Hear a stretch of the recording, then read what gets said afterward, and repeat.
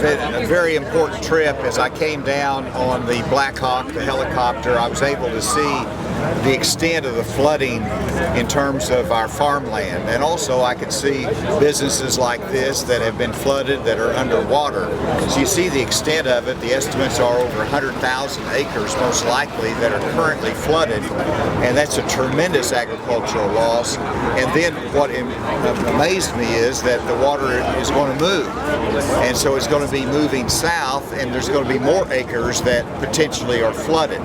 So my questions are, is there anything we can do to mitigate that? But also, you know, this is a historic flooding event, and if you look at the future, some of these things you can't prevent, but there's some areas that we can improve. The treatment of our drainage systems here, the biobartholomew they're talking about that's not moving water sufficiently. So we've got to work with the Corps of Engineers on these projects in the future. Immediately though, we're going to have sufficient farm loss for a agricultural disaster declaration that will provide some assistance. The individual business and home losses is going to be more challenging. There's some state assistance that will be available, but the losses will exceed the kind of relief that's available for them. But we want to be able to get that to them as quick as possible once we make those assessments.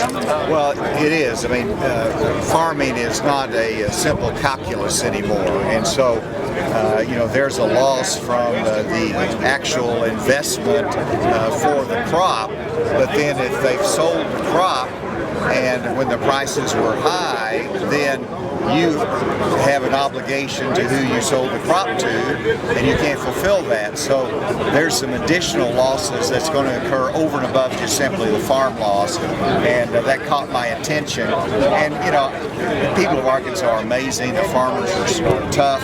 They've been through losses before. They know how to deal with these things, but it doesn't change the fact that it's an incredible hardship. It's an incredible hit for them, and we've got to be able to make sure we do the assessments to get all the relief that's possible.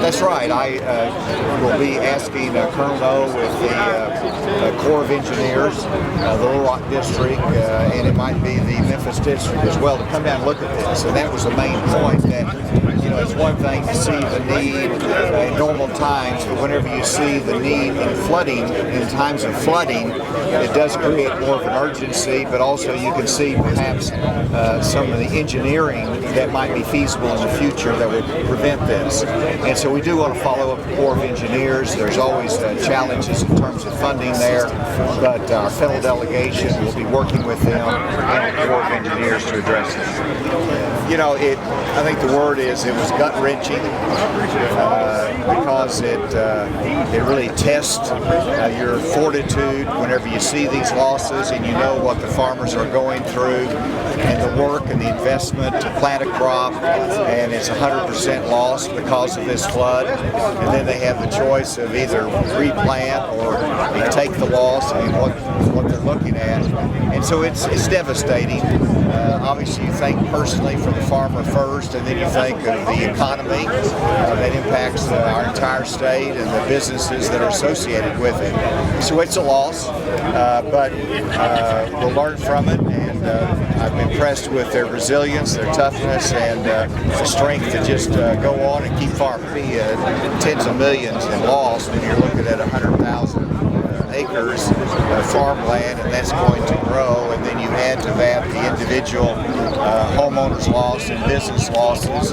It will be in 10 million range at a minimum, and but it's going to take some time to assess that. Thank you all. Yes, thank you.